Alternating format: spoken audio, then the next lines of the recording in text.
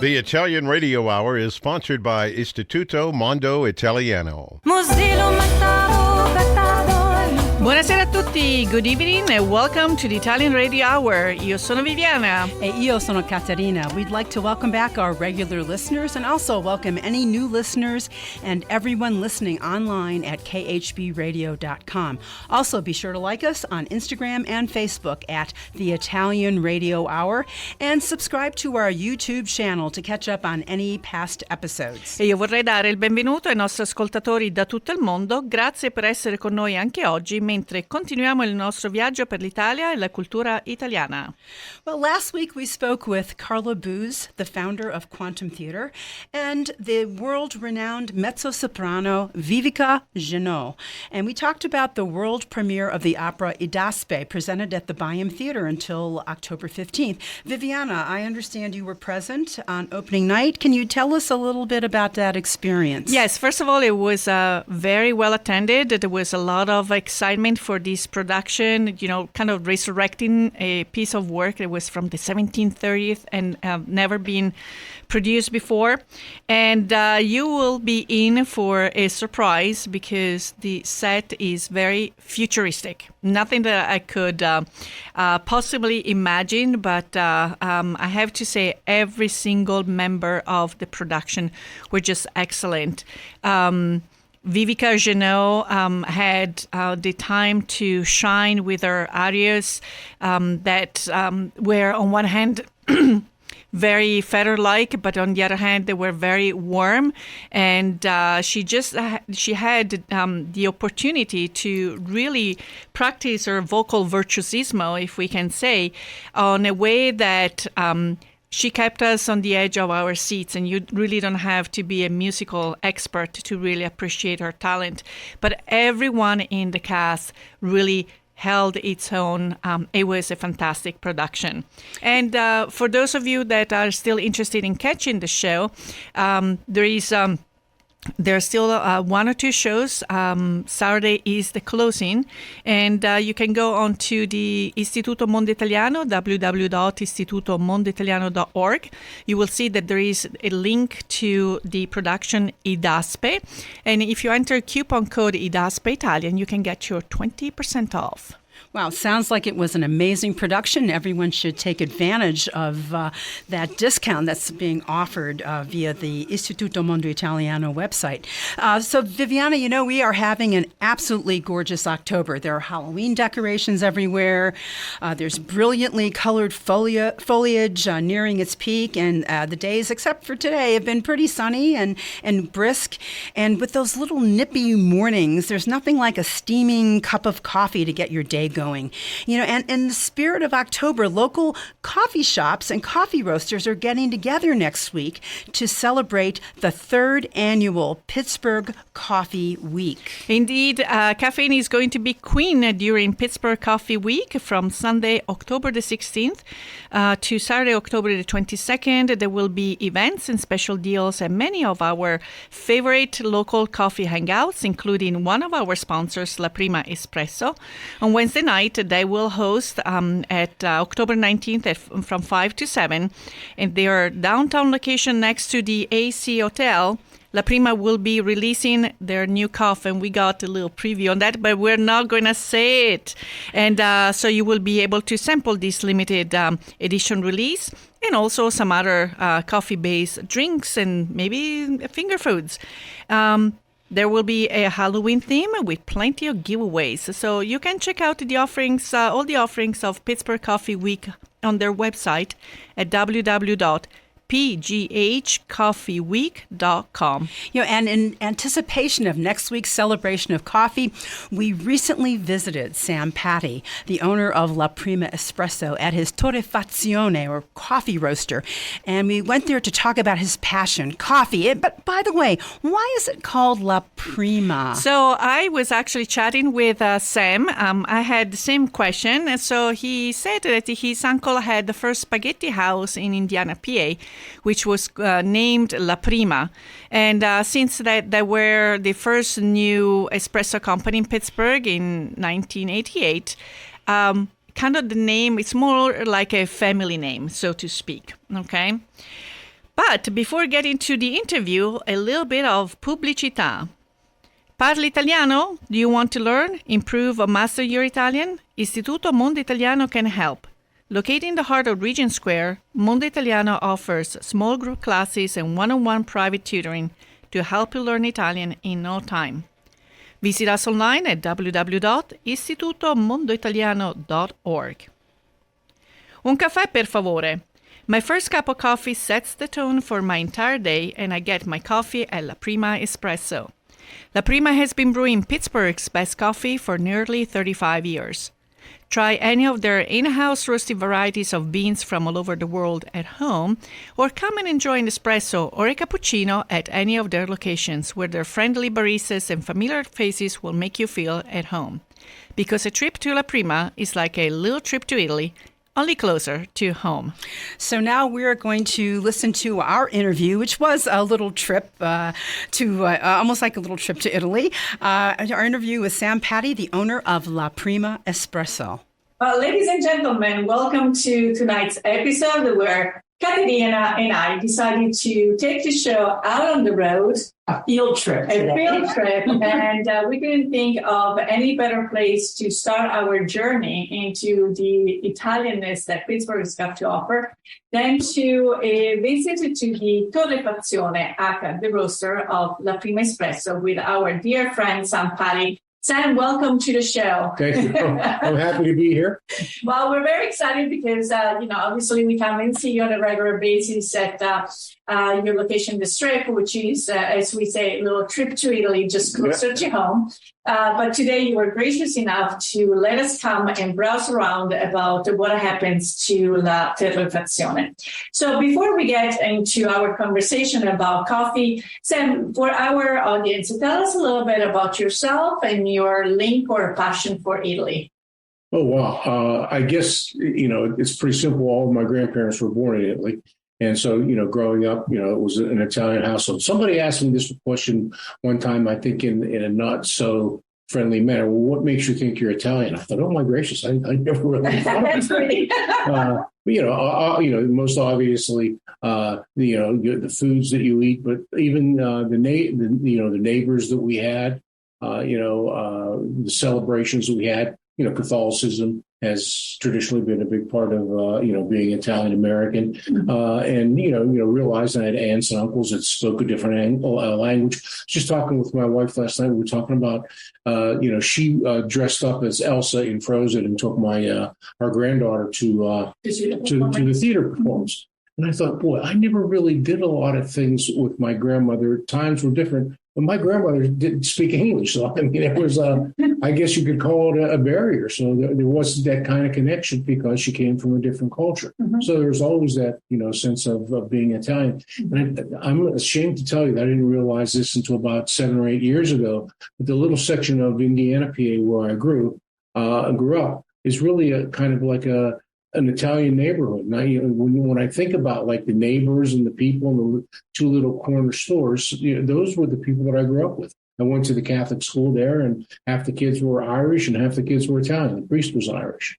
So I was surrounded by all these things. Then as you get older, you get a chance to travel, get a chance to go meet relatives in Italy. Because I think that, when I was really young, it was hard to get to Italy. All I have to say is gettone. So when you think about the pain of using gettones, they're going... Gettone, the dog can make phone calls. Or the idea of, I think I'll call my family. And so you had to go to the phone company and wait your turn to get into the booth. Now, I'm ashamed to tell you that I could be driving down the road and thinking, I think I'll push my little button here and call my cousin in Italy. I'm driving down the road and talking to my cousins in Italy. Or, FaceTime and things like that. So the world has in fact gotten smaller. And maybe one of the real hopes for the continuation of Italian American studies is the idea that we are really we can really be connected with our relatives in Italy. What brought your grandparents to Indiana, PA? Miseria, like most of the... Was there a connection? I think an uncle came for, young uncles came first, worked in the coal mines, and that whole idea of push-pull immigration. Said, look, there's opportunity. There are jobs. And Indiana, PA, Western Pennsylvania is very much a mining industry that services the steel industry. And so just the idea of my dad told me the story, true or not, that when his parents came here, they remember sitting around a pan on the fire, and they had some oil, some bread, and hardly the clothes they had were the clothes on their back. Mm-hmm. So when I say miseria, that's really, and I think that for me, when I talk about or teach or lecture on Italian American, I talk about, look, miseria isn't poverty. It's the idea of no hope for a better future. Mm-hmm. That's when you think that this will never end if I don't do something, that's miseria. And then, although people might associate you with coffee and the Prima Espresso, you're indeed an independent scholar. So you have been speaking at conferences and also collaborating with the University of Calabria. Can you tell us a little bit about some of the programs that you've been involved? Well, I went to Pitt, got a master's degree, and then I went to the University of Pennsylvania and took my PhD exams, didn't do the dissertation, but I've never given that up. And so, some of the studying that I did was involved because teachers were generous with Italian American studies. And so, I have taught, I give lectures. Several years ago, I got a chance, I know the year, 2014, University of Calabria established a program where they wanted to teach modern language students, Italian. And because so many people immigrated from Calabria, 80% of the immigrants to the United States were from the South. They started this program using language as an entrance into studying about the fact that, whereas, there is an Italian American community impacted by the immigration, where that was impactful in the United States, it was also impactful on the society and the history in Italy.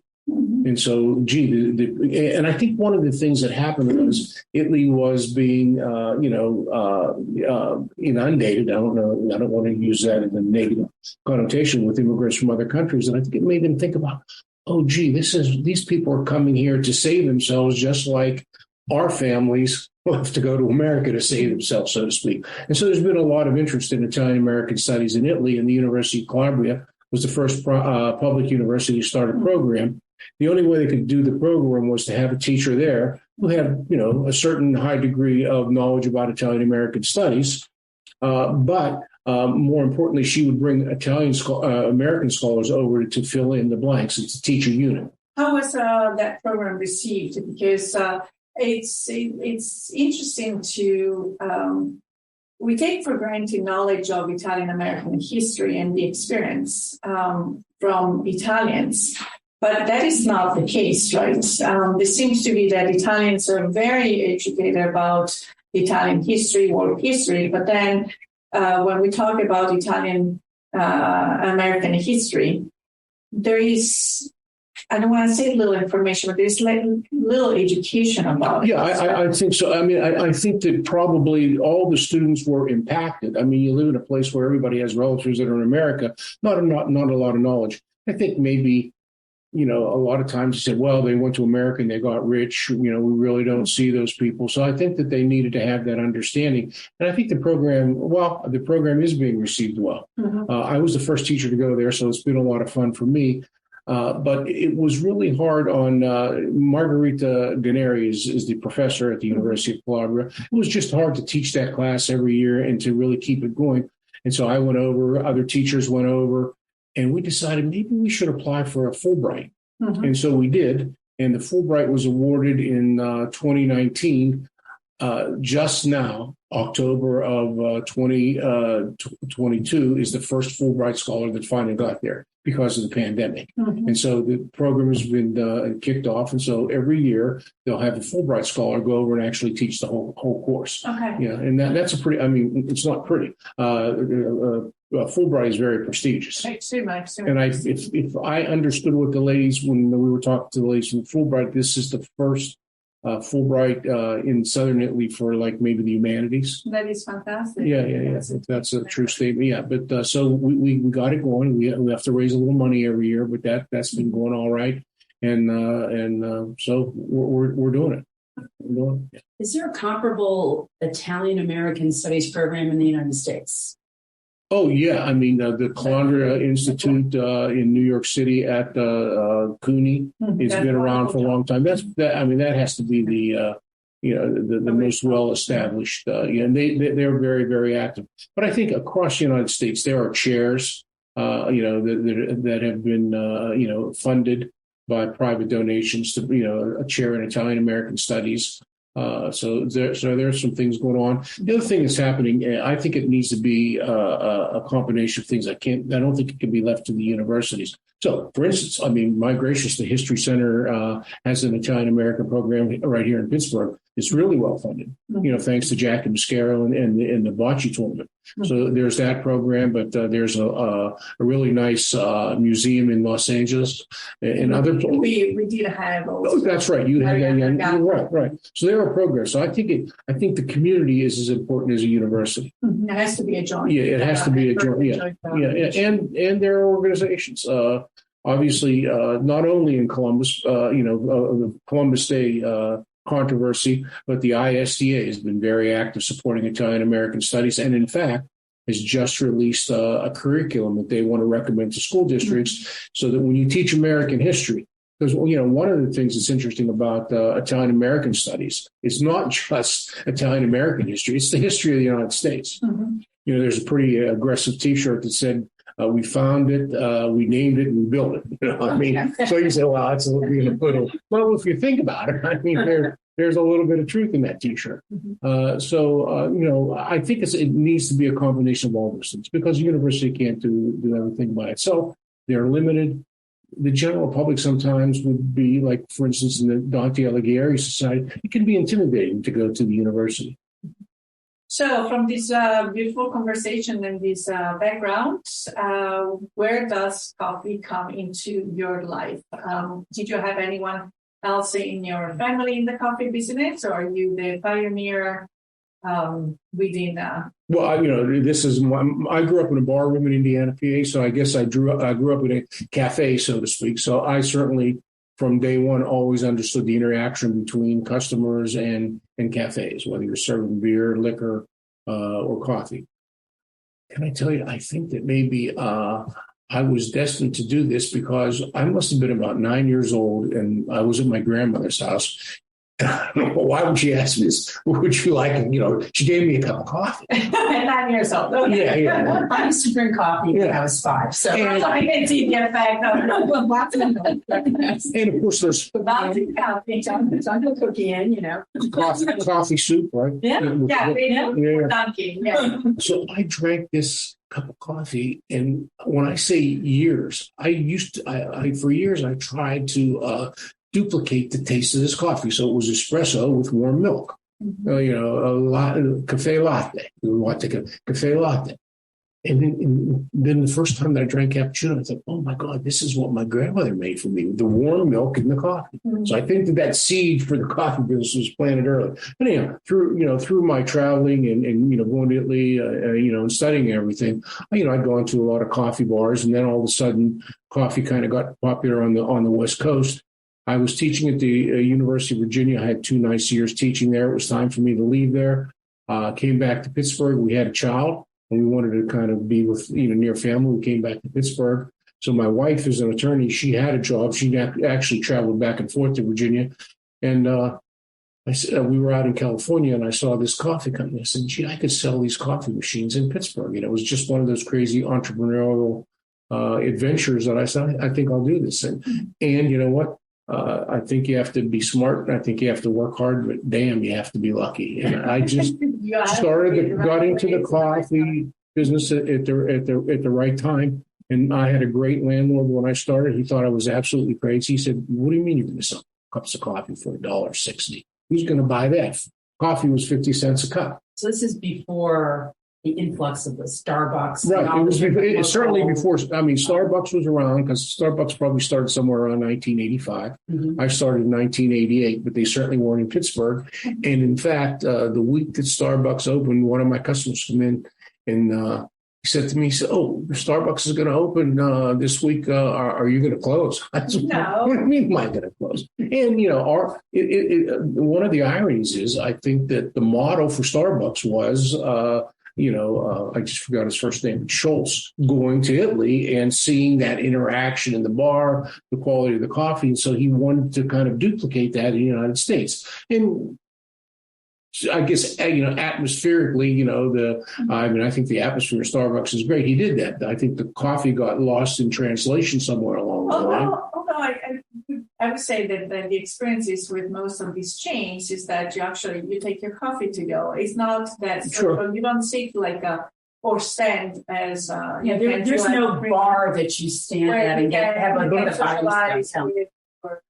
your barista, you might see your friends, you're there. So I think the uniqueness of the experience that you have been able to create for all of us is indeed a microcosmo where people's lives intersect, whether it is for as short as an espresso is or a cappuccino. And then when it's nice, also when it's not nice, people like to sit outside, people are playing cards. So there is that human interaction that often you do miss in these other places where you have people on the computer parking themselves for hours. Sure. And it doesn't really, at that point, it doesn't really matter anymore what they're drinking.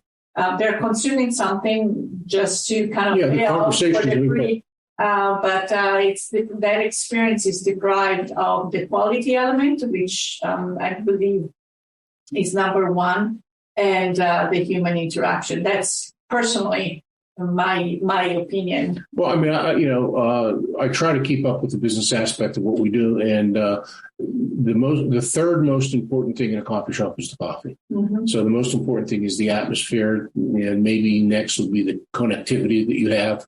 The regular customers. My gracious, I knew all this from, running my dad's bar. I lived above the bar in an apartment, so I understood that. So it is, in fact, that connectivity. And one of the guiding texts, not only for La Prima, but also I think for places like Starbucks, is a book called That Great Good Place, talking about the idea of city, suburbia, car, go to work, get in your car and go back, as opposed to my dad had a neighborhood, bar. And so after work, on your way home, you would stop at the bar and meet doctors, would meet lawyers, who would meet guys who drove trucks and do whatever.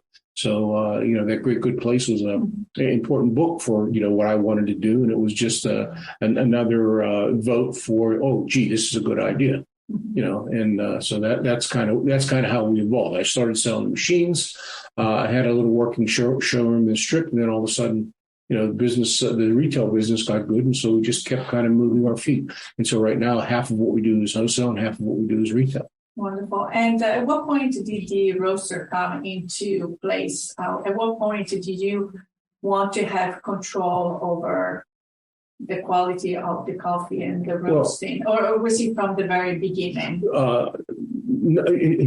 This is an interesting story. So we bought coffee from a place in California called Pasquini's, who has great coffee. They sold the machines also.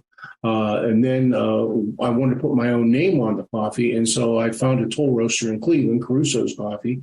And Mike Caruso roasted our coffee kind of near the specifications that we had with Pasquini. But then the other thing that happened is I sold espresso machines. And so there's the matter of service and installation of machines. I can't fix anything. And the gentleman who actually installed the espresso machine in the Strip, Johnny Notte, was a plumber and a very, very bright guy. And he did our service, but he could only work for us part-time because he had he had the plumbing job. And so I said, I need to get Johnny here full time. And one of the things I can do, if I can put together a package, is to hire him full time. And then we can do that if he does the service on the espresso machines and roast coffee. So we just jumped right into it about 5 or 6 years after we started. So we're gonna try something. So we're going to, without interfering with the operations that are actually going on, we're just going to peek through the window. Oh, okay. And you can kind of describe a little bit about what's going on here. Hold on 1 second, I'll get also the microphone with us, otherwise people cannot hear what we're talking about. But there are a few machineries. There is a beautiful one, Franciscan called? San Francisco. And tell us, is it the first one that you had purchased? We actually had two of those, and we wanted a roaster. Johnny was very mechanical and, as I said, very bright. And so we found a roaster that was actually made in the United States, where all the parts and pieces were available in the United States. We went up to Burlington, Vermont to see this machine. He liked it, and so that's what we bought. And so you could fix it by just, going to a local hardware store, so to speak. Mm-hmm. And then we're going to see it again. And we're going to talk a little bit about the other machine that is sitting next to it. That has a lot of buttons and technology. So tell us a little bit about the roasting process. So I mentioned we had two machines, and we had the capacity to do 50 pounds basically at a time. We needed a little bigger machine. The San Franciscans were getting old, and some of the parts were replaced. It's like a car. You can take really good care of a car, but you get to a certain point where you say, okay, it's time to move on. And so we moved on to a roaster called a Loring, which is really high tech. I mean, it's like really, really efficient. It circulates the hot air. It's totally computerized, so we're able to really control some of the elements that not only couldn't we control them before, we couldn't even measure them. Like I mentioned earlier, the heat. And so, whereas we still roast by hand, we have at our disposal data that we can use to really be very consistent. So you have, so to speak, for every blend of coffee that we buy, you have a recipe. So right. A certain functionalities or commands that are related to that specific type of. And we can put that recipe into the computer. And, the computer can help guide the control so that we're very, very consistent. It's sort of like when you cook, everything is always the same. You can weigh. There's also an art in this too, in addition to the science and all the technology that you have. Can you talk a little bit about that? One of the things that will affect all of these things is ambient temperature. So this place isn't, it's a warehouse. It's not air conditioned, so ambient temperature. So if you come in and it's really cold outside, the roaster is going to be cold. And so that even if we heat it up, the ambient temperature is going to affect the beans. And so you still have to pay attention to things like that. The easiest way to say this is that coffee is an agricultural product. So we get Colombian, but it can be different at different times of the year.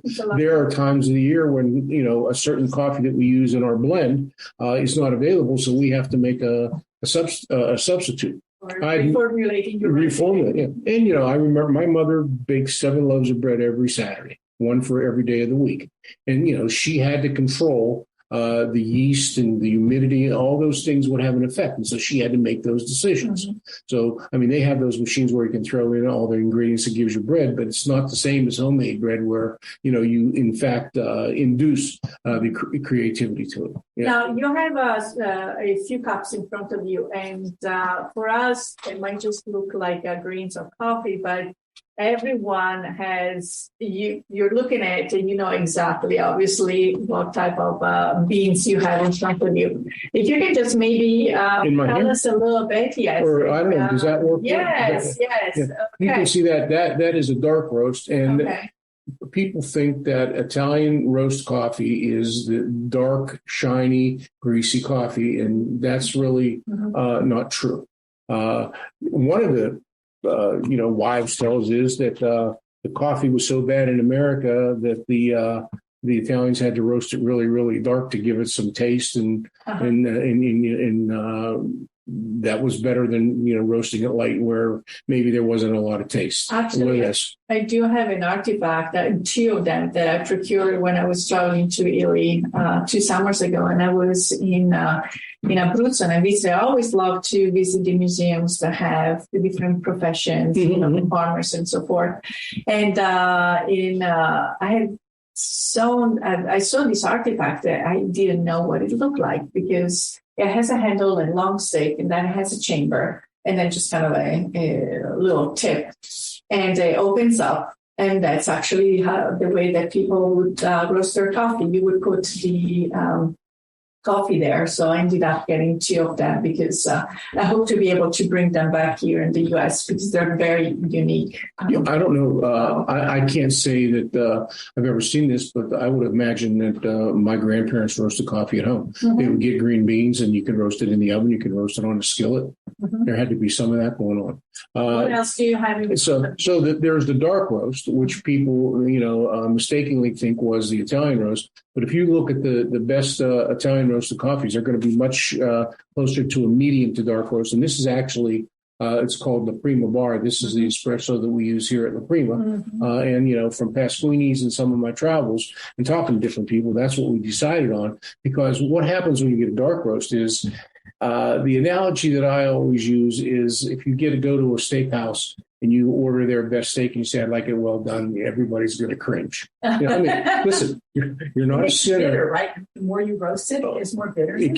Sure. Well, it gets toastier and it's like eating burnt toast. Okay. So our description of this whole process would be, we want you to taste the coffee and not the roast. So if you have a cheap steak and a really expensive steak and you get them well done, they're going to taste crusty, toasted. And we don't want that. We want you to taste the meat, so to speak. What makes then a coffee? What makes an Italian roast? Since it's obviously not extra dark roast. What is an Italian roast? Well, I think that, different brewing methods ask you to have different coffees, but so it's kind of like ingredients. Espresso, you can drink straight coffees like a Colombian or Brazilian by itself as an espresso. But when you blend the coffees, now you try to bring out the finer elements in all the coffees, control the caramelization, make sure that the coffee isn't roasted too fast so that it gets cooked inside. Those kinds of aspects. A coffee bean has about 500. One bean has about 500 different elements in it. So there are a lot of things scientifically that are going on.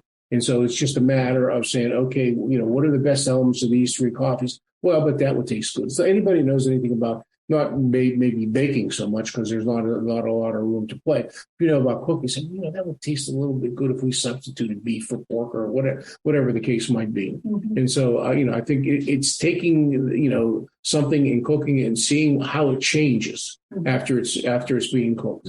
So you can have different kinds of, quote, Italian roast depending on the roaster.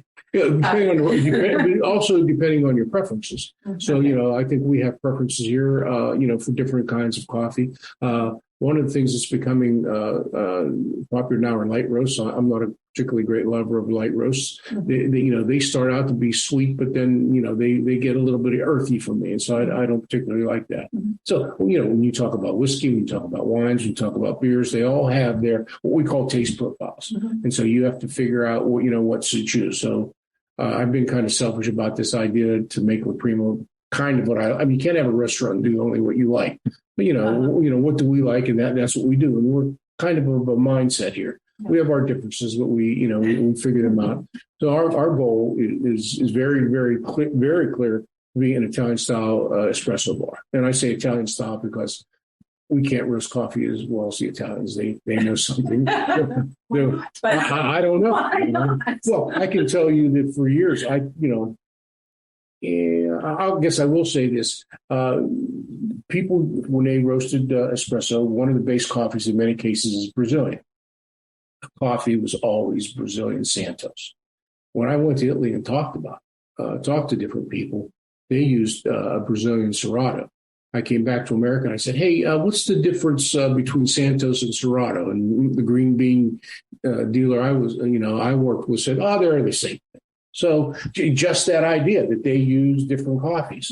Illy Cafe has 9 beans they use in their coffee. They have 13 silos because they know there are times a year when you have to change up. So so all those companies have their own little method. Why do you drink Pepsi instead of Coke? It's basically the same stuff. Neither is good for you, but there are people who drink Pepsi or Coke. For you. Yeah. Well, that's a whole story in itself because when I give a little presentation to people that come in to visit the roasters, I say, when I started out, man, they were doing a different research project every day on the bad effects of caffeine and why you shouldn't drink coffee. And over the 34 years that we've been here, we find out that in moderation, coffee is really is good for you. I find it actually, when I teach, whether it's the late 8 o'clock class or whatever, I still drink coffee. And my students say, I would never do that because I wouldn't be able to sleep at night. And I personally find that my little espresso after dinner helps me with digestion. And I always sleep like a baby. And there is this misconception that espresso is going to have it's going to be the Red Bull of caffeine. And it's not true. And my understanding is that caffeine is retained in the brewing process. So percolated coffee takes longer and maybe will contain more caffeine than the espresso. Would you agree on that? Well, I mean, I sell coffee and I sell espresso machines, and certainly anytime I ever went to a restaurant, trying to sell coffee, one of the important points to make was that espresso is a digestivo. So the idea is after a big meal, you drink the coffee and it helps digestion. Like all the digestivos, like the herbal drinks. And that's why, obviously there are endless programs about when you go to Italy, do this, don't do that. The reason why Italians do not consume cappuccino after dinner, because cappuccino contains milk. And I don't want to say it's like a meal per se. You wouldn't eat another dinner after dinner. But that's the concept. So it's not just a big no, don't do it. Anyone can do whatever they want in Italy. They will still prepare it. But the reason why it's not common, I would say almost exceptional to see someone drinking a cappuccino after dinner is because it has elements that will not favor the digestion. Milk also isn't good for your digestion. I mean, they don't drink milk. They don't drink milk. But on the other hand, there is a caffè corretto. For our listeners, can you tell us what is a caffè corretto? Yeah, it would be an espresso with either on the side or actually in the coffee some kind of alcohol. Right. Now, completely different. You have the ubriaco, right? Because we're dealing with alcohol, so ubriaco means drunk. Can you tell us a little bit about? Well, we have certainly in the past taken whiskey barrels and put the green beans in the whiskey barrels for a month or two, and they would take on some of the flavor of the alcohol, and then roast the coffee. And so you get kind of that. You don't actually get the alcohol, but you get that smell. What are some of the other specialty blends or limited edition that you do? And do you have anything currently or coming up? We try to always have a couple specials. We'll talk to our green bean vendors and say, is there anything going on out there? Is there a special coffee? We love to buy coffee from small farmers. Sometimes they'll find small farms that have really good coffee and say, hey, we only have 60 bags of this. We try to buy that stuff all the time. But we do have a couple coffees that are regular visitors to our wholesale list. We do Buon Natale, so around Christmas, and we're getting to start a little bit earlier because people either spend Christmas or Thanksgiving with their family, so we want them to take the coffee. So we have a Buon Natale blend. We have a Buona Pasqua blend, and so a couple times a year we have some different stuff. Last year we had a 4th of July blend. So they're just special things.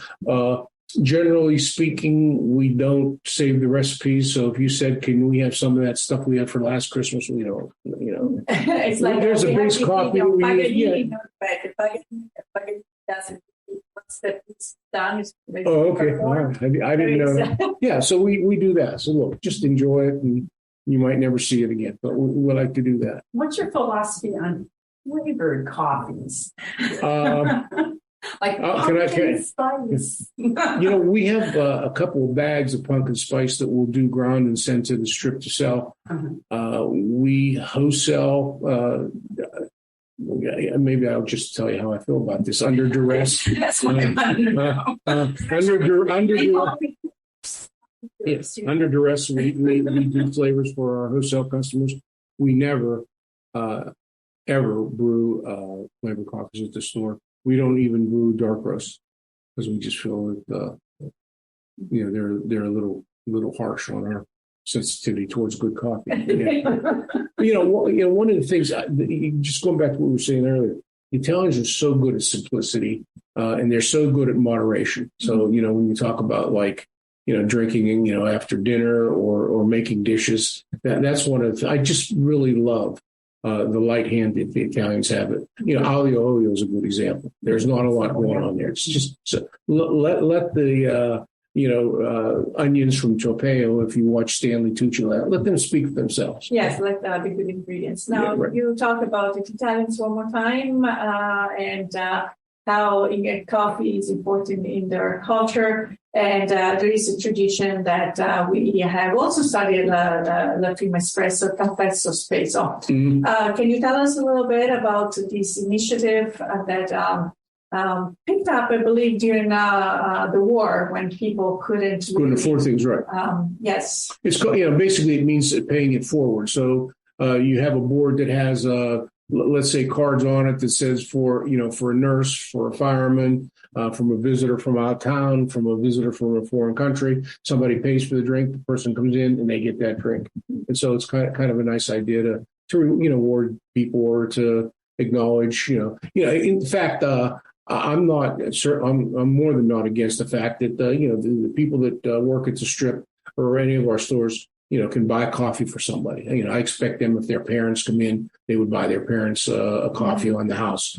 I also feel like that sometimes if you've tended bar long enough, you realize when somebody's having a bad day. Sometimes you can just say, let me buy you a coffee. Yeah.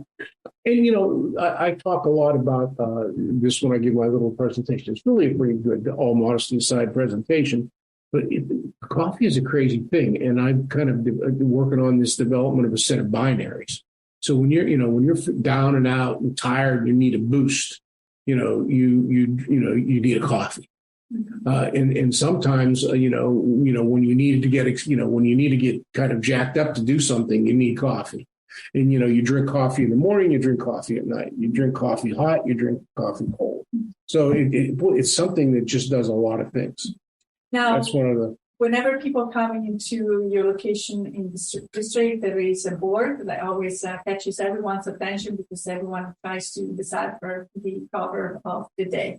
How long is this cute tradition been going on? And because that is something that everyone, whether they're students, the Italians, they always look at the board and where do you find your proverbs? Yeah, I was going to just ask them. Do you write those? And I always say, of course I write. No, I have a book of proverbs. I have a book of Calabrian proverbs, and I find, I read them someplace. So I just find them someplace. Are they mostly Calabrian? No. Well, no, the ones that are Calabrian are actually translated from Calabrian into Italian. Not Italian, okay. Yes, because language. And the biggest violators of the proverbs are the Italian people who come in that see something that say, well, I don't know that word. I'm thinking, okay, but I don't know all the words in English. So one time, I'm going to diverse here, I had the word that I had to look up in my little small dictionary, belta. Bellezza. Yeah. And I said, well, I don't know, what's that word? I don't know that word. That's not Italian. I said to the guy, I said, so you know all the words in Italian? I said, I found that in my little cheap 150-page, dictionary in the back. So just go back to Italy or, Of course, yeah. But I mean, no. And so I get a lot, people suggest something. Why don't you translate this? Well, that would take all the fun out. And the most fun is to have them put into the your phone and have them translate it. Somehow that's pretty exciting. Yeah, well, Google Translate. No, I mean I give them credit for what they're doing, but yeah, it's not. It's literary or it's poetic. The proverbs have a poetic license, so it's been fun. And I've been doing it for over 30 years. I mean, I come from kind of a literary education, so I like words and little sayings like that, and I have a lot of fun. It's amazing sometimes on a Saturday to watch people come in and look right at the board. And I have a whole group of people who come in and say, oh, I got to send that to my brother or send it to my kid. Yeah. And then you also have the TV on that connects people during the World Cup. You have put the screen out so that... Vivian, please, don't mention the World Cup. I don't understand soccer. I'm a World Cup fan and it ends right about there. But not eight years of the World Cup, please. It's a sore subject. Well, let's actually leave it on a positive note. With let me see some. Tell us a little bit, just a minute, on the other locations, because the one on 21st Street is that the mini Italy that everyone talks about, but then you have a beautiful location that actually got nominated for some prizes from the I think the American Association of Architects. Right. Tell us about that location. Well, they're doing all the construction, the convention center. We just thought, wow, that's kind of a gateway to the Strip.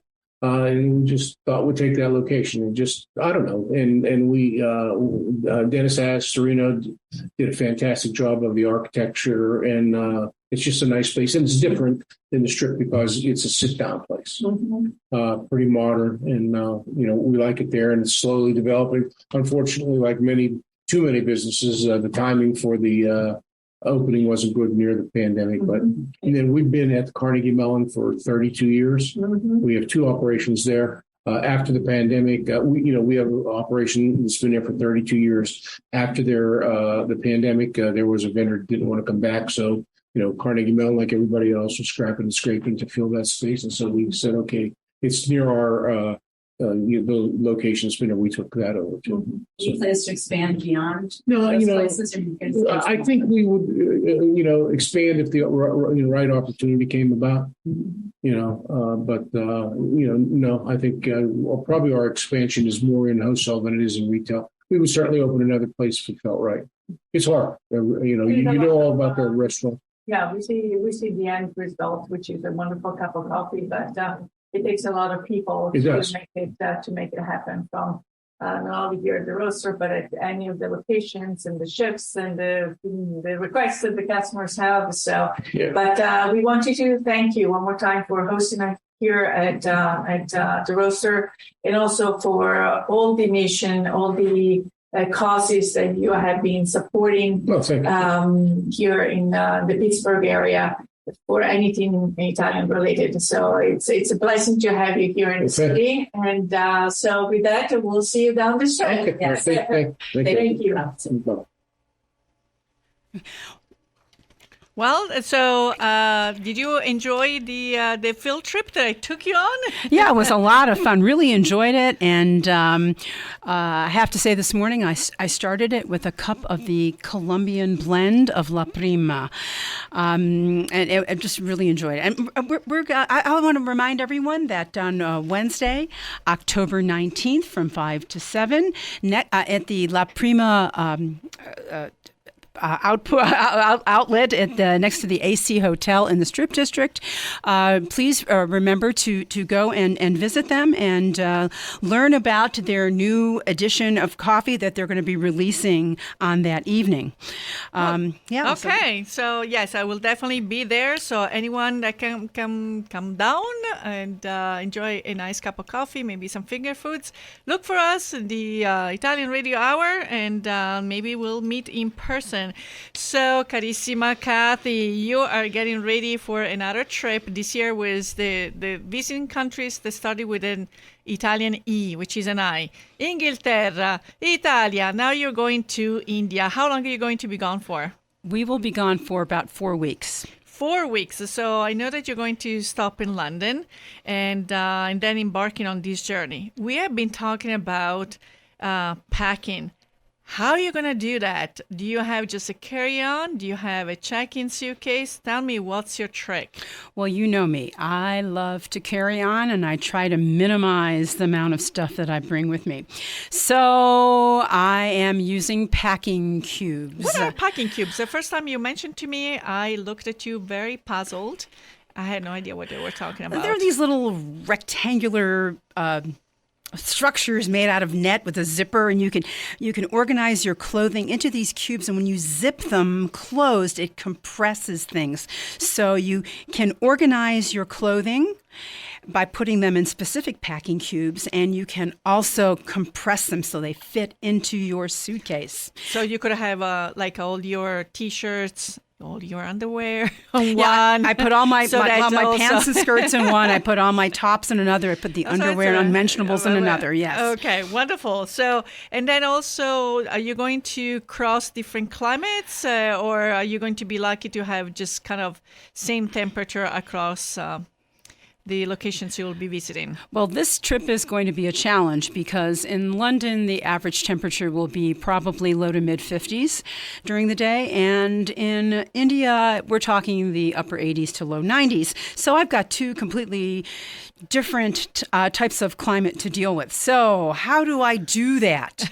Okay, I do that in Italian, vestirsi a cipolla. So you're going to dress up in layers, layering yourself like an onion. Yes. So I have things I can put underneath, and then I have things I can layer on top, like longer sleeve shirts and sweaters. And I try to keep things on the light side. Lots of wool. Merino wool is really good. Okay, and obviously London might be a little famous for the umbrella, but those things you can probably buy them on location very cheaply. So don't take that space. Maybe could be another extra pair of shoes or something else. So those things that you can replace or buy at destination, just don't pack them. So now your husband is coming with you. And, all about safety, money belts and things like that. But a big no-no usually when you go to Italy is... Do not wear a fanny pack. It makes you look like a tourist. Oh, my God. But you could look very fashionable. I remember my dad always had a leather borsello. So I don't know if it's called a fashionable men's purse, but the one that a crossbody. And there also the men can show, you can always get a Gucci if you want to spend a few, but it's very popular. It's a good way of keeping yourself and in things you need to have on you at all times. And you will see that you will not be the only one. The borsello has always been a nice accessory for men's fashion. And yes, and I always use a crossbody bag. There's different companies that sell them, and they're really good. And also, talking about money belts, there's another issue. Some people like to wear them, some people don't. But the main thing is if you go anywhere where it's crowded, you just have to keep your wits about you.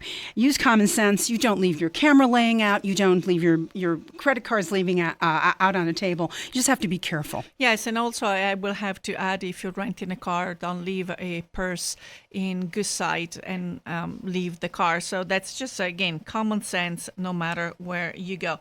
And also, we talked about it. If you're planning to bring home some souvenirs, it's always convenient to have a little collapsible duffel bag. And always keep in mind, if you're the carry-on person, if you're buying jars of, pesto, marmalade, make sure they are within the allowed amount of liquids you can bring on board. Otherwise, that suitcase will have to be checked. Yeah, usually I end up buying a duffel bag or a suitcase at my destination and end up packing my souvenirs in there. So I do check a bag at the end. Okay, so Kathy, I wish you buon viaggio. I think when you come back, you'll tell us a little bit about how you handle the laundry situation. Yes, that'll be a challenge. Right now, we're gonna keep that topic from when you come back, and well, unfortunately, our hour is almost up. Il Big Bang ha detto stop. It's time for us to say arrivederci e alla prossima. We want to thank you all for tuning into the program. If you have any questions or comments, or if you have any travel topics you would like us to address, please contact us at theitalianradiohour@gmail.com. We would love to hear from you. And remember, if you or any of your friends or family have missed a prior episode or would like to listen to this episode again, please visit our website at www.istitutomondoitaliano.org and click on the Italian Radio Hour tab. We would like to thank our guest, Sam Patti, our sponsors, Istituto Mondo Italiano, La Prima Espresso, and La Boara for the music. And talking about La Boara, remember, they're coming to Pittsburgh for their CD release party. We are waiting for all of you to come and join the festivities. Tickets are available on istitutomondoitaliano.org. And if you're not living in the Pittsburgh area or you might be out of town, remember, you can catch us live, streaming live at khbradio.com every Thursday at 5 p.m. And be sure to like us on Instagram and Facebook at The Italian Radio Hour. Until next time, alla prossima. Ciao, ciao.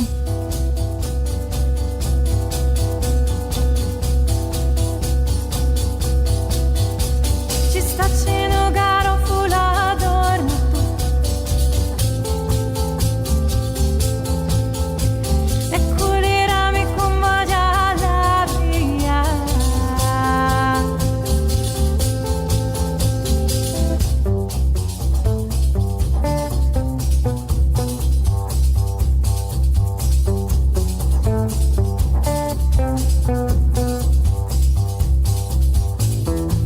The Italian Radio Hour has been sponsored by Istituto Mondo Italiano.